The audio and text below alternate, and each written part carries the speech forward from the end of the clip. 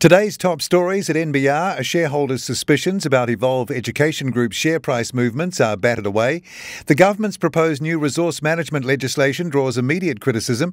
A Wellington-based startup that helps wineries craft the flavour and visual attributes of their wine raises $1.25 million. And there's more coming right up.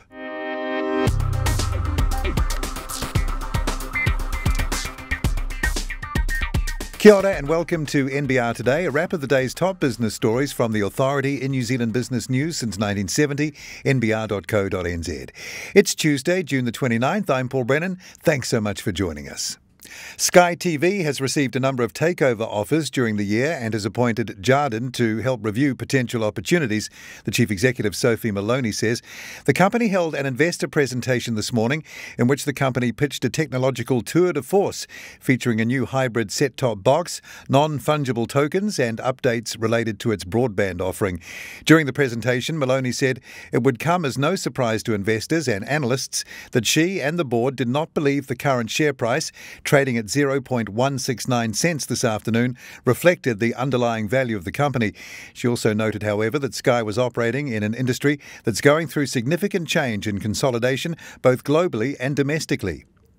A shareholder's suspicions about the Evolve Education Group share price movements were battered away by Chair Hamish Stevens at today's annual meeting in Auckland.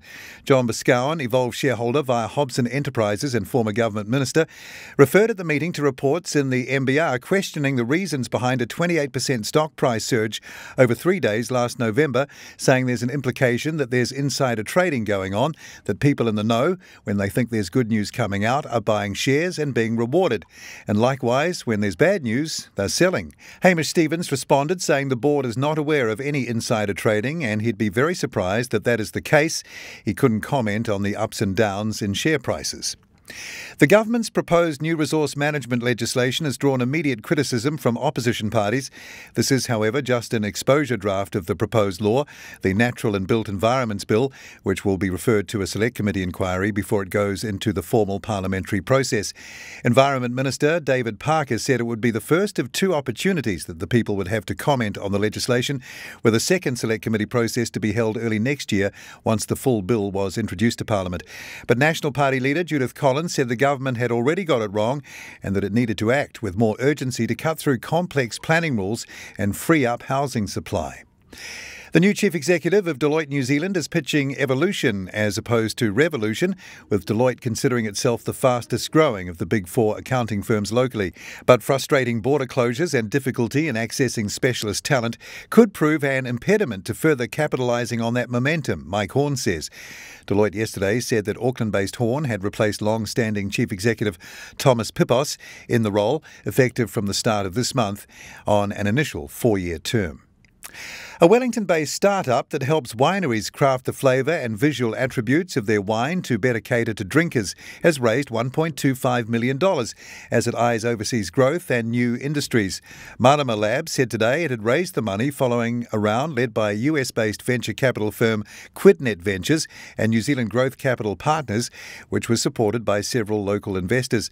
The company was established in 2019 after co-founders Brennan, Matthias Meyer and Eric LaRue spun it out from the Ramen Lab following investment from Tauranga-based tech incubator WNT Ventures. The founders had developed a world-first analytic spectroscopy technology that allowed insight into the composition of cloudy or opaque liquids and simplified laboratory operations. The full details of those stories are at nbr.co.nz right now. Tomorrow at NBR, Dita DeBoni takes a look at the recent hate speech law debate. I'm Paul Brennan. I look forward to being with you again around lunchtime tomorrow for the morning's NBR trending stories. Then same time, same place from around 5:30 tomorrow evening for another NBR Today.